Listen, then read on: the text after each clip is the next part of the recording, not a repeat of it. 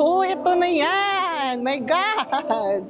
Ay, wait, I'll show you. Wait lang. Oh, everybody! Finally welcoming you to India Wagha border. Ay, wait lang. I know there's like a designated seat for foreigners.